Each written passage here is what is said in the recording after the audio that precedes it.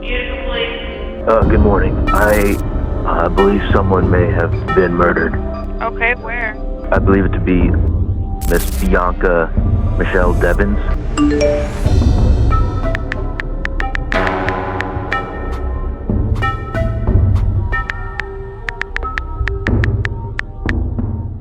A chilling discovery rocked a quiet city, then exploded across the internet like wildfire. A young woman, a star in the digital realm, found lifeless in a scene too horrifying to fathom. What unraveled next was a case that shattered the line between the online abyss, unveiling the sinister underbelly of internet obsession. This is Bianca Devins' story, a rising artist snuffed out, the relentless investigation, and a courtroom fight for justice. Welcome to Dark Chronicles, where shadows hide the truth. On a warm summer morning, July 14th, 2019, the world woke up to a nightmare no one saw coming. Imagine this. You grab your phone, scroll through your group chat, and there it is, a photo that stops your heart cold. That's exactly what happened to a friend of Bianca Michelle Devins. Guys, something's wrong. The message is buzzed. Someone on Discord posted that Bianca's gone. A chilling image of her lifeless body was spreading like wildfire, and panic set in. Was it real? Was it a sick joke? Before anyone could process it, someone dialed the police. "Good morning, I think someone's been murdered," they stammered. "I'm in an online group, and there's this picture. It's Bianca Michelle Devins." The call sparked chaos. Within hours, that haunting photo wasn't just on Discord, it was everywhere. Twitter lit up, Bianca's name trending as strangers and friends alike scrambled for answers. "I saw it on my feed," one user recalled. "It was trending, and I didn't even know who she was, just that something awful had happened." Meanwhile, in Utica, New York, a beautiful day was unfolding. The Boilermaker road race drew crowds, runners pounding the pavement, oblivious to the horror brewing online. But for Bianca's family, the world was crumbling. Her mother, Kim Devins, stared in disbelief as the image hit her phone. "No, it's not her," she whispered, stomping up the stairs. "It can't be my baby." Bianca wasn't just a name online. She was a vibrant 17-year-old, a talented artist, an aspiring model. Social media was her playground. Multiple Instagram accounts, a huge Discord following. She was a chameleon, shifting personas to fit her digital world. She could escape her struggles there, a friend later said. It was her safe space. But that space turned deadly. As the photo spread, skepticism swirled. "It's fake," some argued. "People fake stuff like this all the time for attention." Others weren't so sure. Memes popped up, cruel, twisted jokes, sent straight to her family. "It was psychological torture," Kim cried. "Who does this?" Police in Utica sprang into action. The first call came early, shaky and urgent. "We've got a possible homicide," the dispatcher relayed. "Online reports, photo evidence." Step 1, trace the source. Detectives dove into Discord, chasing digital breadcrumbs. Where did it start? Who posted it? The image was grainy but gruesome. Bianca's throat slashed, her body limp. "We needed to confirm it," an officer later testified. "Was this real or a hoax?" They cross-checked missing persons reports, zeroing in on Bianca. Her family hadn't seen her since the night before. A sickening dread settled in. Then a breakthrough. Phone pings. The suspect wasn't hiding. He was taunting them, posting his location like a dare. "He wanted us to find him," a detective muttered, and find him they would. The police didn't waste a second. With the phone pings lighting up their screens, they zeroed in on a dead-end road just outside Utica, a place that would soon become infamous. "Stay on the line with me," the dispatcher urged the suspect, Brandon Clark, his voice eerily calm over the crackling connection. "No, I'm not staying on," he snapped back. "I'll be dead on the ground soon." Then, a chilling final clue. "You'll find me where the road ends." Click, the line went silent. Officers raced to the scene, tires screeching, hearts pounding. What they found was worse than they'd imagined. Brandon's car sat there, parked crookedly, like he'd given up hiding. and beside it, Bianca, her body lifeless, blood pooling on the pavement. But it wasn't just a body they discovered. Brandon was still there, alive, a knife in his hand, slashing at his own throat. "Drop it," an officer bellowed, gun drawn. He didn't. Instead, he smirked, took a selfie with Bianca's corpse in the background, and posted it, right then and there. It was like he was performing, a cop later said, voice shaking. He wanted the world to watch. They tackled him, wrestled the blade away, and cuffed him as he bled out, muttering nonsense about love and betrayal. Paramedics rushed in, but for Bianca, it was too late. For Brandon, they patched him up just enough to keep him breathing. He wasn't escaping justice that easily. Back at the station, the investigation kicked into overdrive. "Who is this guy?" detectives demanded, poring over Brandon Clark's digital footprint. He was 21, a quiet kid from the area, no criminal record, nothing to suggest this level of brutality. But his online life told a different story. He and Bianca had met through Instagram, dated briefly, then drifted apart. She made it clear she didn't want anything serious, a friend of hers explained. He seemed fine with it, until he wasn't. Digging deeper, they found his phone, a goldmine of horror. A checklist typed out days before. Set up speakers, pick the last song, kill her. He'd even searched how to choke someone and fastest way to bleed out. It wasn't random, it was planned, down to the last sick detail. Theories swirled among the team. Was this a crime of passion? Maybe she rejected him one too many times, one detective suggested, frowning at the evidence. He couldn't handle it. Another piped up, or he's just unhinged, a stalker obsessed with control. Then they found the video. Tucked away on his device, Brandon had recorded the murder, Bianca asleep in his back seat, unaware, as he slit her throat to a haunting soundtrack. This wasn't just a killing, the lead investigator whispered, face pale. It was a production. The question now, why? Why her? Why like this? The answers were coming, but they'd shake everyone to the core. The investigation was spiraling into something straight out of a nightmare. That video, it wasn't just evidence, it was a confession Brandon Clark had gift-wrapped for the police.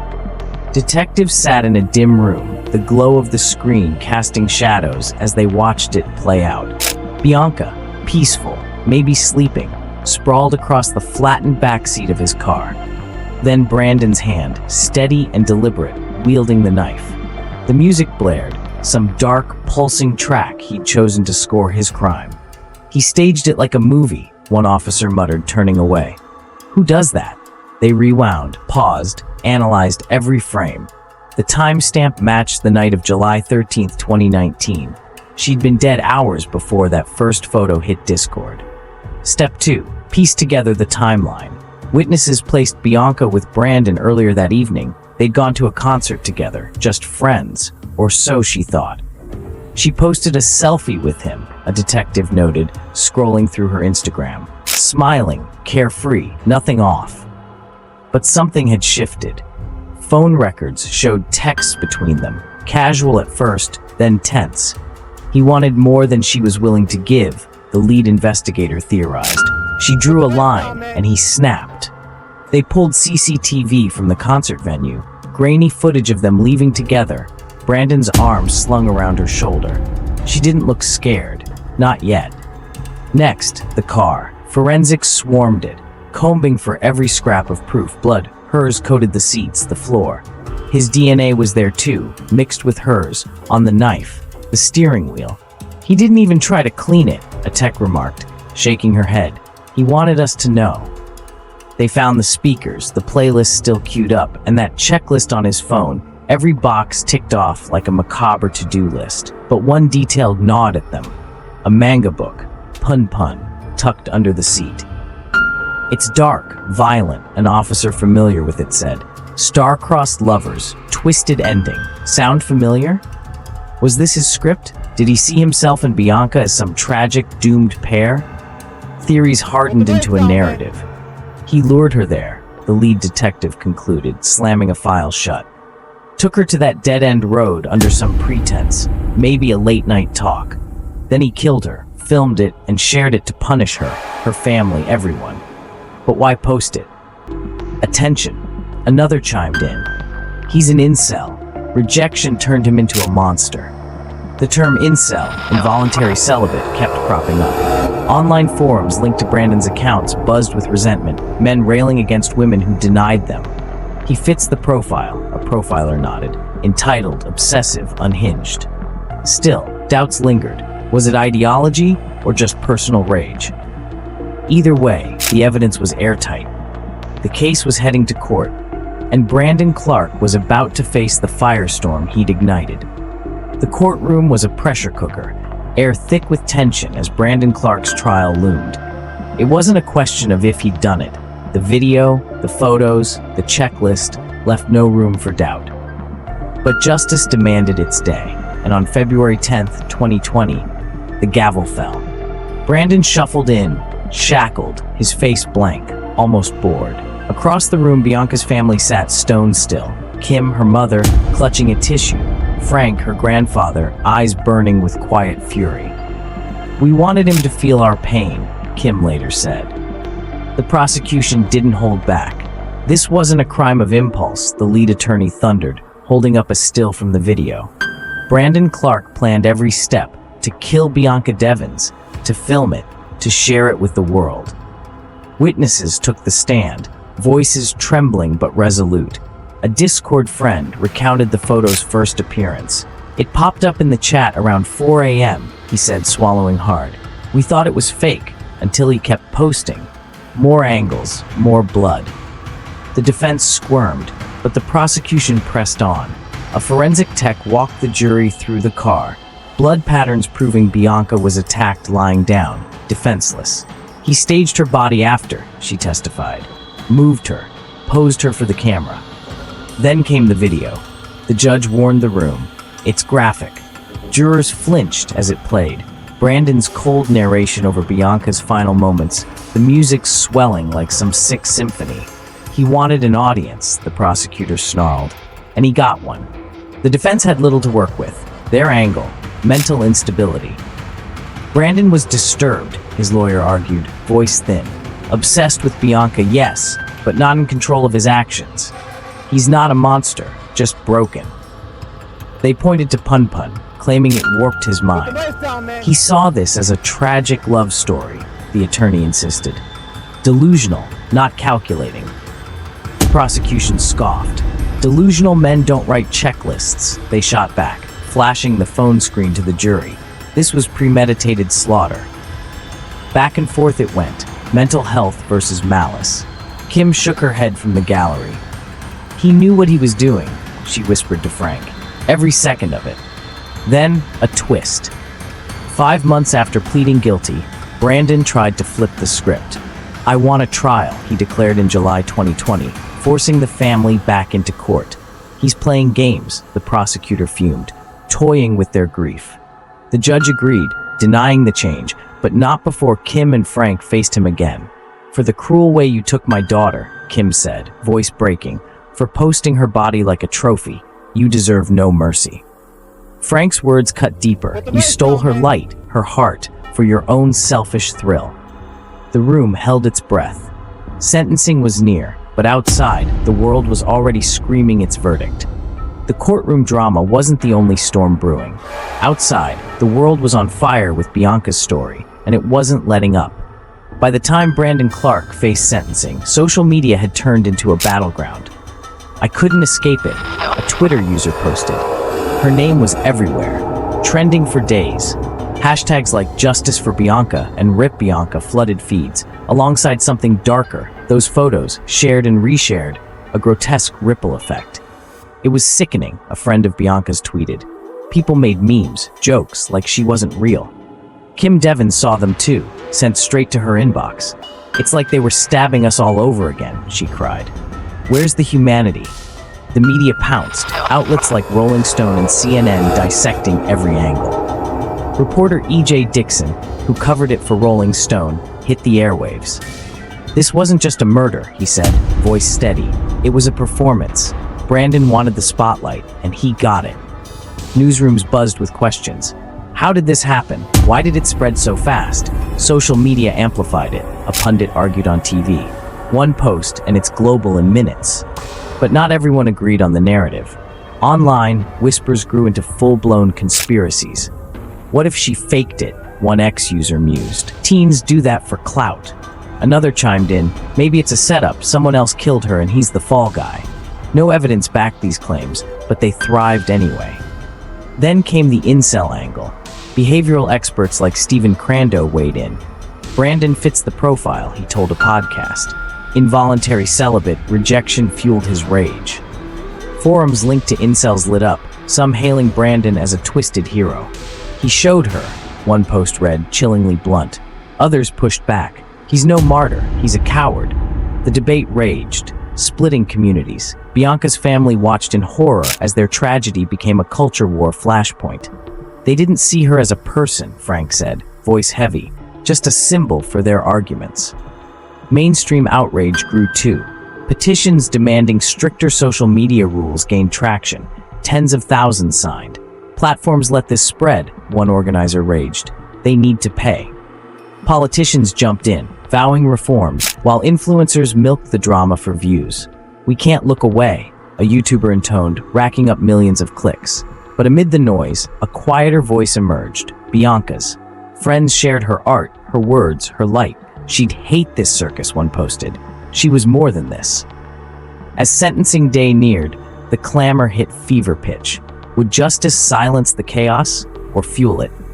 March 16, 2021 arrived, and the world held its breath. Brandon Clark was about to learn his fate, and Bianca's story was far from over. March 16, 2021. The courtroom was packed, tension crackling like static as Brandon Clark stood for sentencing. The judge's face was stone, the air heavy with anticipation. The prosecution had already laid out their case, 25 years to life. This was no ordinary murder, they argued, voice rising. Brandon Clark didn't just kill Bianca Devins, he desecrated her, turned her death into a spectacle for the world to gawk at. They replayed the video's audio, just the sound this time, sparing the room the visuals. That haunting music, Brandon's steady breathing as he ended her life, it was enough. Jurors from the earlier hearings, still haunted, nodded grimly. He planned it, executed it, and gloated, the prosecutor finished. No remorse, no mercy deserved. The defense fought back, clinging to their narrative.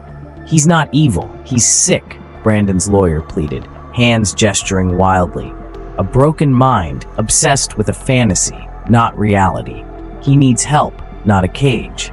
They brought up his suicide attempt at the scene, those self-inflicted slashes to his throat. He wanted to die too, the attorney pressed. This was a cry for help gone horribly wrong. A psychiatrist took the stand, diagnosing severe depression, borderline personality traits. He fixated on Bianca, she testified, saw her as his everything, until she wasn't. But the prosecution pounced. A cry for help doesn't include a checklist, they countered, waving the phone evidence. This was cold, calculated revenge. Then, Bianca's family spoke.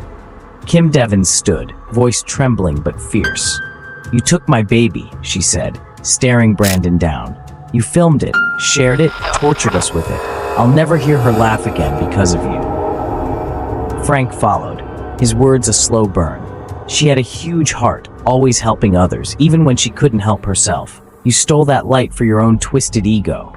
The room felt their pain, a collective ache. Brandon didn't flinch, just stared ahead, blank as ever. Did he even hear us? Kim wondered later. The judge did. The cruelty here is staggering, he said, voice low. The premeditation, the aftermath, unforgivable. Verdict, 25 years to life. No parole chance. A murmur rippled through the crowd, relief, but not closure. Outside, the reaction was instant. Justice served, trended on Twitter, but not everyone agreed. Too lenient, some raged. He should rot forever. Others saw it differently. He's a kid too, 25 years is enough. Conspiracy nuts doubled down. The system's hiding something, an ex-post claimed. Why no death penalty? News vans lingered, cameras rolling as Kim and Frank emerged, faces weary but resolute. It's not over, Kim told reporters. We'll keep fighting for Bianca, for others. The sentence was final, but the echoes weren't. Online, in homes, across the world, her story burned on. Fierce, tragic, unstoppable. The gavel had fallen, but the story didn't end in that courtroom. Out in the digital wilds, Bianca Devins' death was still a live wire, sparking fury, grief, and endless debate. Social media platforms, Discord, Twitter, Instagram, became arenas where her name was weaponized. I logged on that morning, one user posted, voice shaking in a viral clip. And there it was again, her photo, edited with stupid captions. I reported it, but it kept popping up. Moderators scrambled, but the flood was relentless. It's like whack-a-mole, a Discord admin admitted. Ban one account, 10 more appear. The cruelty stunned even seasoned internet veterans. Who finds this funny? A Reddit thread demanded. No clear answer, just more memes, more shares. The mainstream press couldn't look away either. Nightly news ran segments, pundits clashing over blame. Social media failed her, one anchor insisted, slamming tech giants. They profit off this garbage. A Silicon Valley rep fired back. We're not babysitters. Users choose what they post. Lawsuits loomed. Bianca's family eyed legal action against platforms for letting the images spread. They have the tech to stop it, Frank growled on air. Why didn't they? Public pressure mounted. Petitions hit millions, demanding new laws. Make them liable, a protester shouted outside Meta's HQ. Politicians smelled votes, drafting bills to tighten online rules. This can't happen again, a senator vowed. Skeptics rolled their eyes. Good luck policing the internet. Conspiracy theories kept churning too. Brandon's just a patsy, an X thread claimed, racking up thousands of likes. Someone bigger orchestrated it, maybe a rival, maybe a cult. No proof, just noise, but it stuck. Others fixated on the incel angle. He's their poster boy, a YouTuber ranted, voice dripping with scorn. Rejected, entitled, deadly. Incel forums didn't deny it. Some praised him outright. He took control, one user posted, chillingly proud. Counterforces pushed back hard. He's no hero, a feminist vlogger snapped, video hitting 1 million views. He's a loser who couldn't handle no. The culture war raged. Bianca's name a rallying cry for every side. Amid the chaos, her loved ones fought to reclaim her. She wasn't this, Kim told a reporter, holding up Bianca's sketches, vibrant, hopeful art. She was kind, creative, struggling, but strong. Friends launched Remember Bianca, sharing her life, not her death. She'd hate being a hashtag, one posted, voice cracking. But we can't let him define her. Slowly, it caught on. Posts of her drawings, her jokes, her light drowning out the darkness. The world was still watching, still arguing, still haunted. Brandon Clark was behind bars, but Bianca's story? It was alive, growing, refusing to fade. And that, maybe, was the real power he'd never anticipated. The world couldn't stop talking about Bianca Devins, and the investigation's aftermath only fanned the flames. Back in Utica, police weren't done digging, not because they doubted Brandon Clark's guilt, but because the why still gnawed at them. We had him cold, a detective said later, voice gruff. But the scale of it, the planning, the showmanship, it didn't add up for a nobody like him. They revisited his online trail, diving deeper into those incel forums. Posts from months before the murder hinted at his spiral, rants about women, cryptic threats. He was escalating, a profiler noted, testing the waters, getting validation. One chilling thread stood out. She'll regret it, he'd written, weeks before July 13th. Was it Bianca he meant? They couldn't be sure, but it tightened the noose around his motive. Forensics kept peeling back layers too. That manga, Punpun, wasn't just a prop. Brandon had annotated it, scribbling notes about fate and sacrifice in the margins. He was living in his head, a psychologist told investigators, building a story where killing her made sense. They cross-checked his search history again. Hundreds of hits on knives, chokeholds, even how to stage a crime scene. He didn't stumble into this, the lead tech said, shaking her head. He rehearsed it. The car yielded more. A second phone, wiped but recoverable, with drafts of messages to Bianca. please, then rage. Come with me or else, one read. She'd never replied. The courtroom echoes lingered too. Post-sentencing, the prosecution released more. Clark's jail calls, smug and unrepentant. "I'd do it again," he bragged to a friend, voice tinny over the line. She had it coming. It fueled public fury anew. "He's taunting us," Kim Devins told a local station, eyes red. "Even locked up, he won't stop." The defense cried foul. "He's unwell, not evil." But few bought it. The judge's words at sentencing, a calculated act of depravity, stuck harder. Legal analysts debated on air. 25 to life's fair, one said. But the damage he did? That's forever. Online, the frenzy peaked. True crime YouTubers churned out hour-long breakdowns, maps of the dead-end road pinned with dramatic zooms. "This is where it happened," one intoned, voice low. Views soared, millions hungry for every detail. Conspiracy nuts doubled down. The video's edited, a blogger insisted. "Look at the shadows." No one serious bit, but the chatter kept Bianca trending. Her family pushed back with grace. "She's not your mystery," Frank said in a rare interview. "She's our daughter." Their fight for her legacy grew. Art exhibits, scholarships in her name. The noise wouldn't quiet, but they'd make sure her light outshone it. The end? Not yet, not even close. The story of Bianca Devins didn't fade. It metastasized, a wound the world kept picking at. In Utica, police tied up loose ends, but the case's shadow stretched far beyond. "We thought locking him up would close it," a detective sighed on a podcast months later. "We were wrong." They'd missed nothing. Brandon Clark's guilt was ironclad, but the how haunted them. His final jail call leaked online. "I made her famous," he sneered, voice dripping with pride. It was a gut punch to Bianca's family, proof his ego still fed off her death. "He's a parasite," Kim Devins told a reporter, her voice steel. "Even caged, he's gloating." Investigators wondered, could they have spotted him sooner? His forum posts, those searches, red flags ignored by algorithms until blood was spilled. The courtroom's final act replayed endlessly in public memory. Brandon's sentence, 25 years to life, felt like a win, but not a balm. "Justice isn't healing," Frank Devins said at a vigil, his words raw. "It's just a start." The prosecution's evidence, the video, the checklist, became true crime lore, dissected on every platform. He turned her into content, a commentator raged on CNN. "That's the real crime." The defense's pleas about his mental state drowned in the backlash. "Sick or not, he chose this," a juror later wrote anonymously. "We saw his eyes, empty." Kim's courtroom plea, "You stole my baby," went viral, a mother's cry echoing across screens. The internet, though, owned the aftermath. Bianca Devins stayed atop search, her story a magnet for outrage and obsession. "I can't scroll without seeing her," an ex-user posted in 2022, voice weary.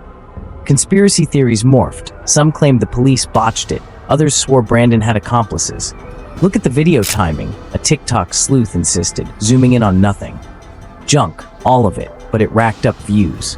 Incel corners still whispered his name, a dark saint of their warped gospel. "He's us," one wrote. Counter movements roared louder. "He's nothing," a viral thread shot back, millions liking it. Laws tightened. New York passed Bianca's law, pushing platforms to curb gore. "Too late for her," Kim said bitterly, "but maybe not others." Her family reclaimed what they could. "She's more than this horror," Frank vowed, unveiling a mural of her art in Utica, colors blazing. Friends kept Remember Bianca alive, drowning the ugliness with her spirit. "She'd laugh at how we fight for her," one said, smiling through tears. The world watched, argued, grieved. Her story a mirror to our digital age, raw and unyielding. Brandon Clark rots in a cell, but Bianca, she burns on. Fierce, unforgettable, a light no darkness can snuff out. That's her legacy. That's the end he never saw coming. And there it is. Bianca Devins' story, a tragedy that shook us to the core and keeps echoing through our screens. Brandon Clark may be behind bars, but the questions linger. Could this have been stopped? What's next for a world where one click can turn pain into a spectacle? We've walked you through the investigation, the courtroom battles, and the chaos that followed. Now it's your turn. What do you think? Did justice prevail, or is there more to this than meets the eye? Drop your thoughts in the comments. Let's keep this conversation alive. If this hit you hard, hit that like button, share it with someone who needs to hear it, and subscribe. We're diving into more stories like this every week. Bianca's light still shines. Let's not let it fade. Until next time, stay curious, stay connected.